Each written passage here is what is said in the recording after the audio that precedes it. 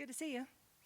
This is one of our favorite places to come to, I have to say. It feels like a family in Colorado. We always have. We often think about moving here, which isn't going to happen because now we have a grandbaby, and we're not going anywhere without that grandbaby, unless the Lord says something. But anyway, so the Reframing the Prophetic book, I want to tell you a little bit more about it, and then we'll dive into a couple of pictures I'd like to share with you. Can we click into some prophetic mode just a little bit, and then I'll click into the message. That's my plan. You guys good? So the book, if you've been around the prophetic world, which I know this church has been around the prophetic world for a long time, you've seen both the glorious and the dreadful when it comes to the prophetic. We've all charismatic. If you've been in the charismatic world, we've seen the good, the bad, and the ugly. We've tasted the glory and the beauty of the prophetic. But we might have, some of you might have seen the abuse of it, the misuse of it. And I was really wrestling for many years on how to address that, because I'm like, Lord, I don't want to just make a book. I'm like ticking off all that's wrong. That doesn't seem to go well, and it seems like a bad approach. There's got to be a better approach to address what it is that you wanted to say. And what I felt like he said is, look at the real. And it made me think of counterfeit currency, those people who are experts at spotting counterfeit currency. I think the way that they are trained in their craft is they study the real currency. They study it and study it and study it and study it. They become intimate with the real currency. They don't study the fake. They study the real. And they become such experts in what it's supposed to look like that the minute they see something that isn't the real, it sticks out like a sore thumb. And that really struck me in that moment when I felt like the Lord spoke to me and said, look at the real. I thought, that's it. Like, when have I studied the way that the prophetic actually functions in Scripture? It sounds like a no-brainer, but it took me a minute, And so that's what this book is. It's a biblical observation of this ancient gift, from the Old Testament to the New, discussing what changed from the Old to the New. And the prophetic is littered throughout the New Testament. And it's vital in the birth of the church. It's vital in the advancement of the gospel in the earth. And what we want to see is the prophetic restored to actually be doing what it's supposed to be doing in the kingdom. And we have a taste of that, but it's certainly not in its fullness. I don't even know if I've really, truly seen the prophetic accomplishing what it's meant to accomplish, at least not very often.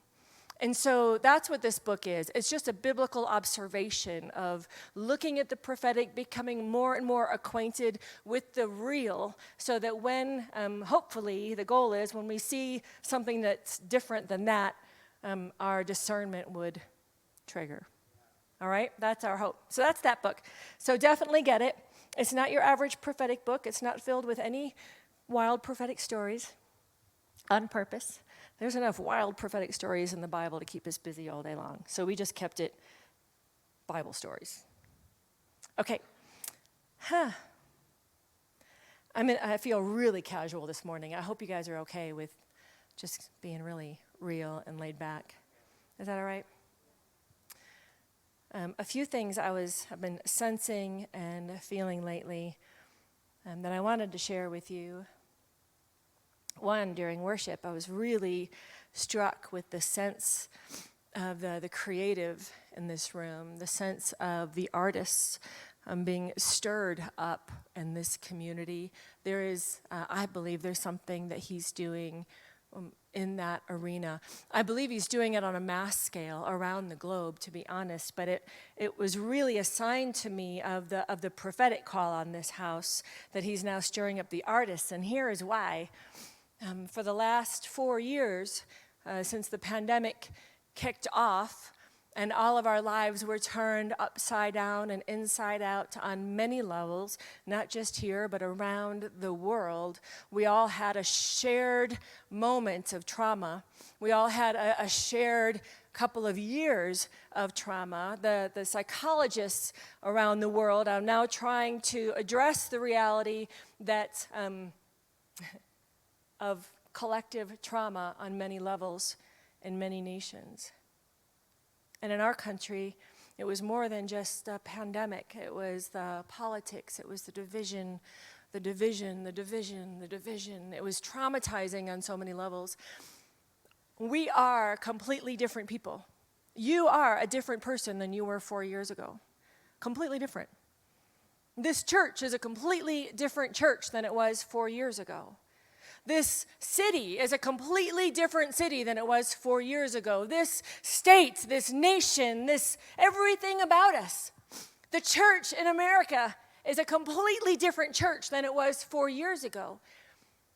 And I'm not saying that God caused the pandemic. Please hear me. This is not a theological debate on suffering, but this is the reality that his hand has been in the mix. And we are going through what I would call a global reformation.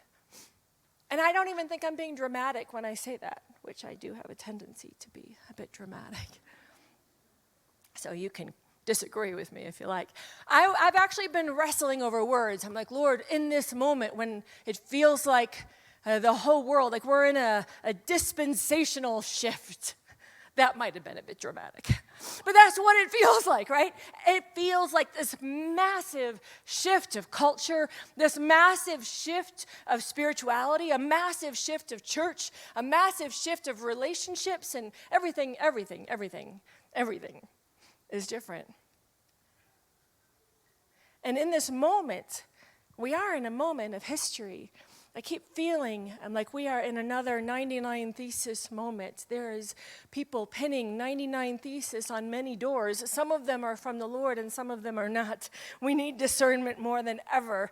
But the reality is this moment of reformation is on our doorstep. We have been undone, and now he's about to do some recreating, some co-creating with us again in this space, in this liminal in-between space in history. And in the middle of that, I have asked the Lord over and over again, what are you saying? What do we do? Where are you taking us? I'm so aware of this historical space that we find ourselves in. And I'm just one tiny little voice on a global stage. But what I keep hearing him say over and over and over again is, follow the artists. Follow the way of the artists. Disciple in the way of the artists. Read the scriptures the way that the artists read the scriptures. Relate to the world around you as if you're walking through an art gallery. Follow the way of the artist. And this is what I think he means by that. First of all, I think the artists are going to prophesy in this next wave more than any other people. We have to grow eyes to see how artists prophesy.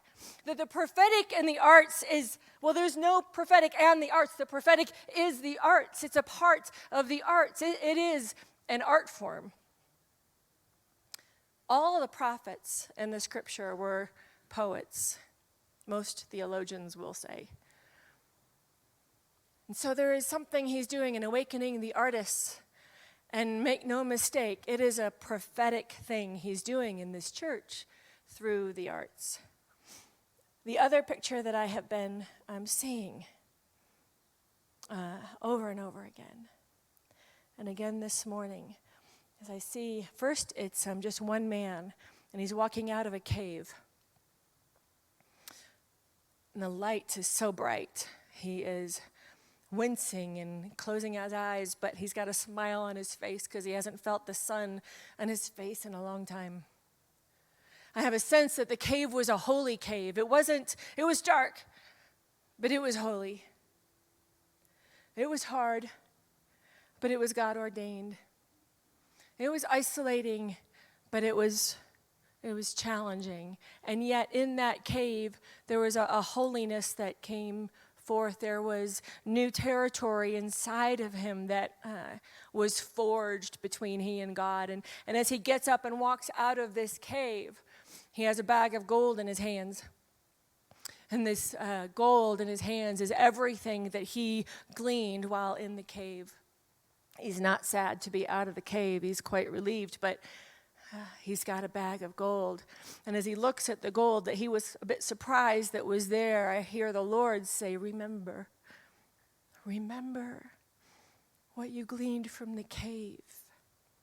Remember what you learned in the cave. That is the wisdom that will carry you forth. Don't try to pick up where you left off. Remember the wisdom that you learned in the cave. And I feel like that could be a word for the church at large, to be honest. But I also feel very literally that there are many of you, not just one man, because as the lens zooms out, I think I see many, many people in this moment where they're walking out of a cave. And it really is this awakening. It feels like, oh, thank God that's over. Like this awakening into clarity, an awakening into just light. And it's a beautiful moment. I don't know who this is resonating. I hope it's resonating with somebody. But it is a beautiful moment of awakening. But in there, please don't try to carry on like you did before the cave, because everything is now different. And then the other thing that I saw, and I don't really know how to interpret this, so I'm going to leave it with you. But I saw several people in this room running towards an open door. And then right as they got there, the door shut.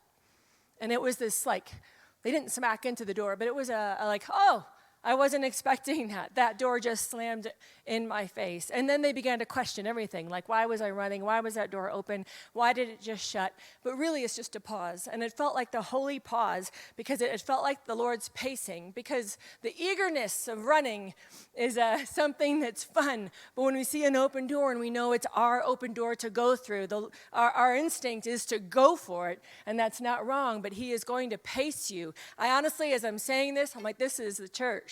This is for the Lookout Church, is that he is going to pace you. You'll see the open doors and you'll run for him, but when a door shuts, just wait. Know that the pacing of the Lord is on your doorstep, and he will open the door. Don't worry about the timing. He's got it.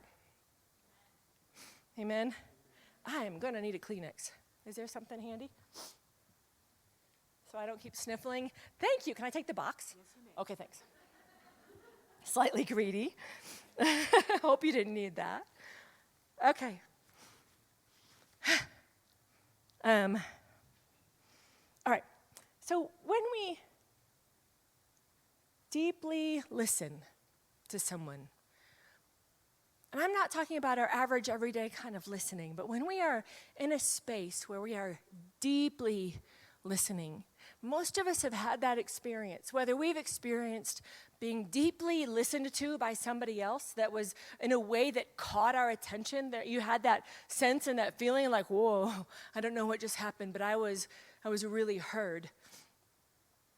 Some of us know what it's like to make the effort to deeply listen to somebody else. And in those moments, those holy moments, I'd like to just sit in that experience for a minute, because there's many things happening at once when we deeply listen in a way that creates a holy, a sacred space. We listen by, like, we're not just giving eye contact. It's so much more than that. We are studying their face. We are studying their body language. We are taking note of every twitch of their lip. If they have a slight quiver when they say something, we notice that. And we've thrown ourselves into the experience of everything that they're saying. To deeply listen to another is a fully embodied experience. We listen with our imaginations. We engage our minds. If they're telling a story, we're imagining the story. We're engaging our emotions, because as they're telling a story and we're imagining it, we're allowing ourselves to fully experience their story, to try to experience somehow maybe a little bit of what they experienced.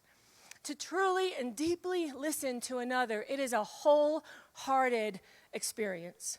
It's a wholehearted engagement where we're not just listening with our ears. We're listening with our eyes. We're listening with our hearts. We're listening with our bodies. Our bodies are in this, to be a good listener, our bodies are open. And what I mean by that is our hearts are open. We're not sitting there listening, categorizing things that they're saying. Well, when they say this, that's in this box, and we're putting this in that box, and oh, I know what they mean by this, and this is what that's not a good listener. A good listener listens with an openness, with an open-heartedness that doesn't draw conclusions, at least not in that moment.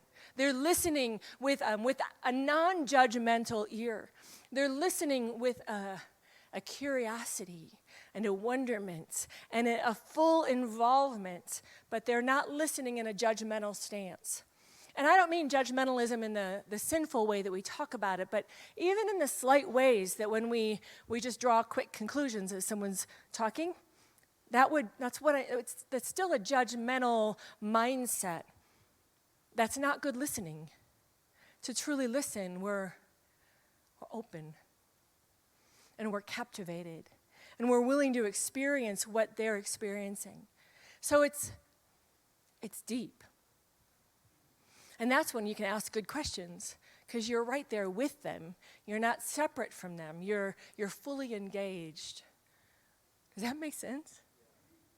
It's such a profound thing to truly learn how to listen. That's why I really think listening is another art form. We pay attention to their hand motions. We pay attention to whether even their slight, do they seem nervous? We're sensing. How many of you have had the experience when someone walks in the room, you know that they're angry? I mean, all of us. We're sensory beings. It's not even a spiritual experience. Oh babe, help me with this. I mess it up every time. Our hearts emit an electromagnetic frequency. Did I get it? That emits away from us from anywhere from 6 to 10 to 12 inches in there somewhere. Like it's what? Feet. Ooh, wow, that's far. So that's just scientific. That's not weird. It's not new agey. It's like that's just a scientific thing. They did a whole article, I think, in Time magazine on it. So we feel. All of us feel other people's emotions. Now, in the West, we don't often, we just don't value our senses very much. We don't value that. In fact, we kind of learn to shut that off because it's uncomfortable. Some of us in this room, it's kind of a personality thing, are high feelers. So you can feel what everybody in the room is feeling. And for you, I am sorry. I've had that experience myself, and that I am one of those, and I have nothing but compassion. Being high feelers is exhausting, and it does take training, but that's not what I'm talking about this morning. But all of us, to some degree, feel what other people are feeling. But once again, in our culture, we don't value that. We don't talk about it much. We don't actually, we are a concrete Western thinking society, and we want facts. So when somebody talks about, I'm sensing you're angry, that's like, well, I'm not angry, and we don't value that to the same degree. But we are sensory beings. Like I described, as we deeply listen to another, we're listening through all of our senses. All of our senses are awake and alive. That's what we're created to do. We're created to sense the world around us. We're created, like our heart's electromagnetic frequency. I don't know why that's so hard for me to say, but we're created like that. He created us to sense and to feel. Our communication, we know, we talk about it, it's only 12% verbal. Then we often go on to, our hand motions or our facial expressions, which all of that's true, but it's just minimal. Think about how much we're actually sensing in every conversation. If we're open, if we are awakened to the fact that we are sensory beings, we will sense more and more. And it's valuable. Actually, it works to emotionally healthy relationships because we want to be both self-aware and aware of what others are feeling. It's incredibly valuable. In fact, I would say it's equal to love. Alice Freiling says, go for it. Intentional listening. Yes? Is indistinguishable from love. There you go. And love heals. That's my husband, everybody. Intentional, who does not need a microphone. Intentional listening is indistinguishable from love. everything I just described to you as a deep listening human is how we love. It's how we express love. It's how we become the presence of love to another human. We are in an epidemic of poor listening skills. Maybe a pandemic. But it's not, I'd like to just blame social media because that, makes for a good sermon. But it's been around since the time of the Bible days because we have scriptures like in Matthew 13, verses 14 and 15. In their case, the prophecy of Isaiah is being fulfilled, which says, "You will keep on hearing, but will not understand. You will keep on seeing, but will not perceive. For the heart of this people has become dull." So hearing and understanding are two different things. Seeing and perceiving are two different things. And I know that we know this, all of us know this. So my call to you today is to awaken our senses, to become good listeners for one another,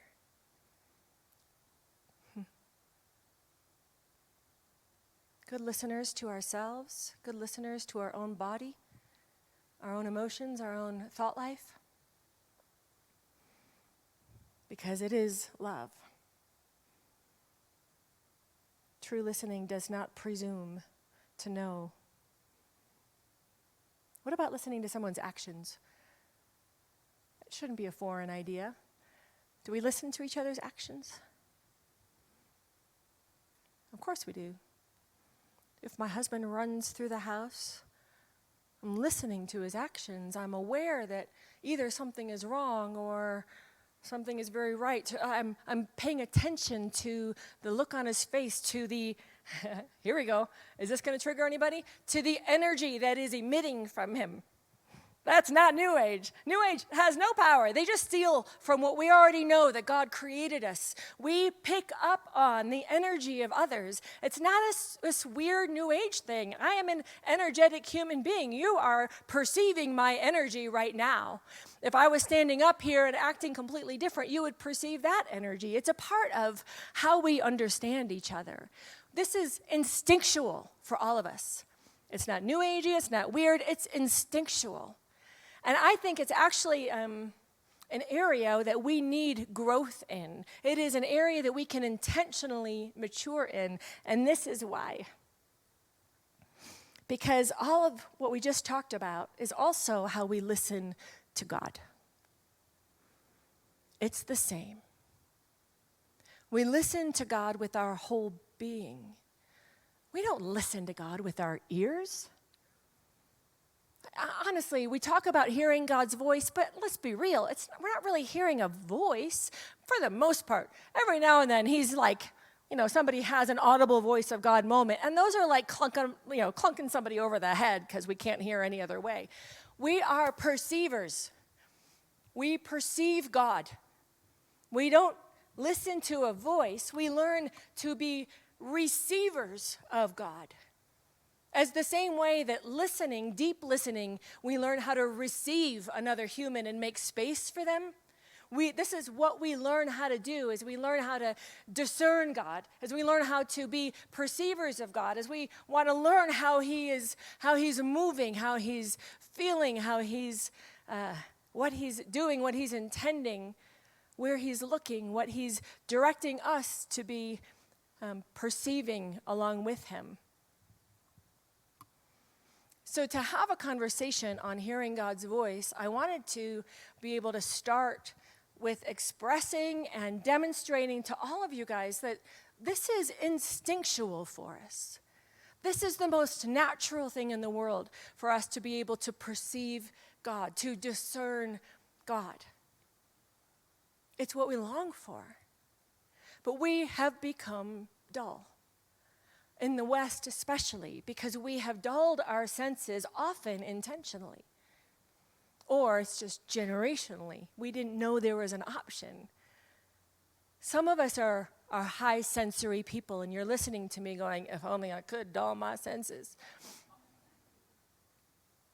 I won't ask you to raise your hands. Like I hinted at earlier, if you are a high perceiver, a high feeler, and you're discerning God and everything else, there is a training of the senses to lean in past all the other noise in the room to perceive God. That is the point of discernment. That is why Hebrews 5:14 says the mature have their senses trained to discern between good and evil. And basically what that is saying, to be able to discern between light and dark, God and the enemy, between the world and God, the voice of the Lord, the direction of the Lord, the movement of God. We want to be able to perceive and sense and receive the presence of God around us more than we do all the other things that we perceive. So whether you need your senses awakened or whether you need your senses trained, we're having the same conversation. It is working with our senses to have them trained to perceive and discern God. That is our mission. Have I freaked you out yet or no? Okay, good. I honestly think this is why in the charismatic world specifically, there's a lot of talk around silence. Silence is not new, of course. In most of the other traditions in the Christian world, silence has been a normal part of their spiritual practices.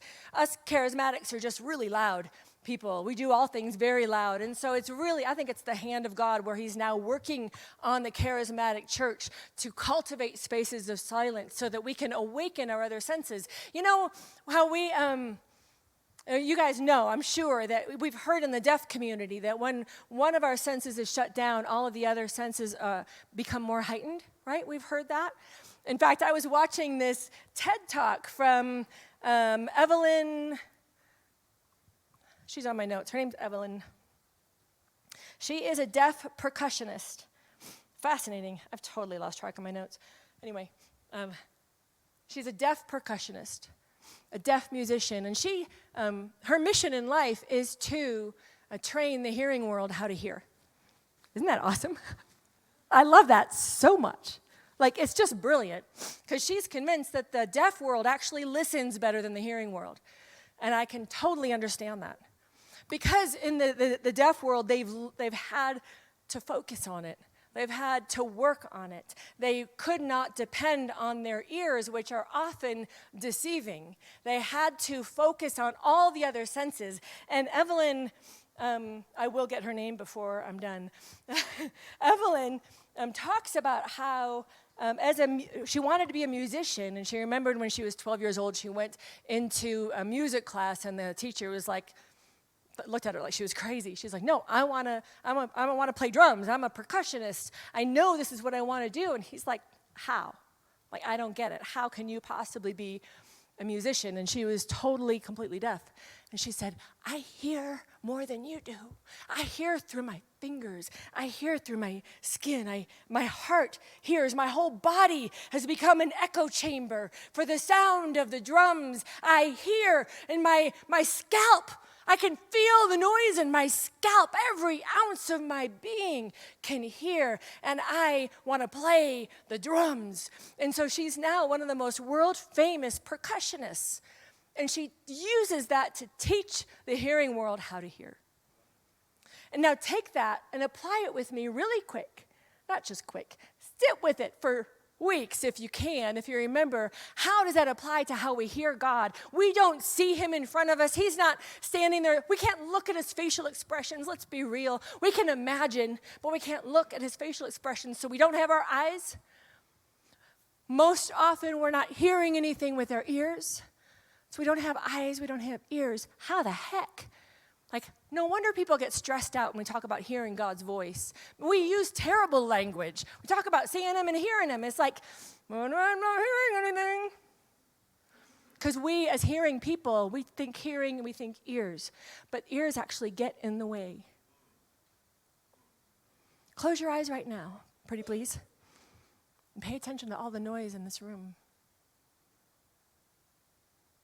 course, now everyone went quiet. But I can hear the furnace. Is that the heater?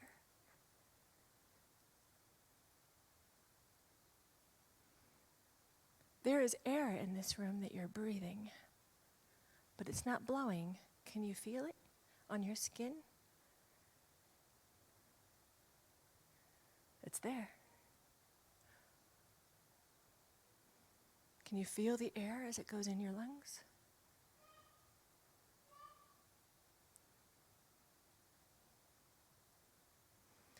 Now, if you were able to shut off your ears and close your eyes, what would be left?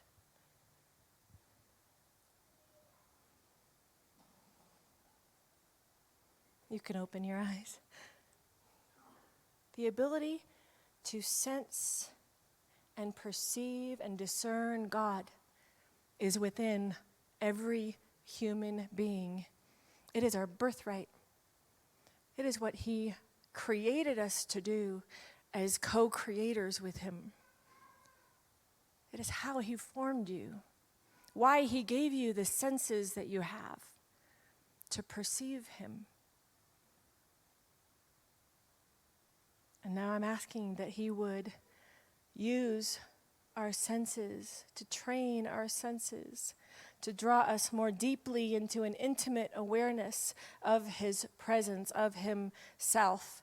Whether we're having a wild worship moment and our goosebumps are everywhere or not, it's more important that we can perceive Him at all times, in all places, because we know He's always there. This grace abides in the core of your soul. And it is a grace.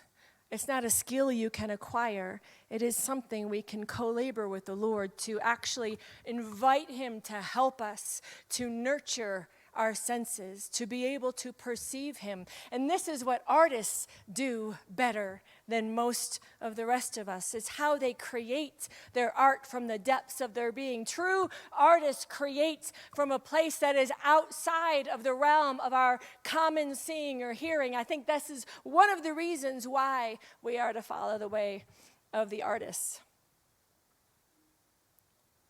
To discern the will of God, we must awaken our senses.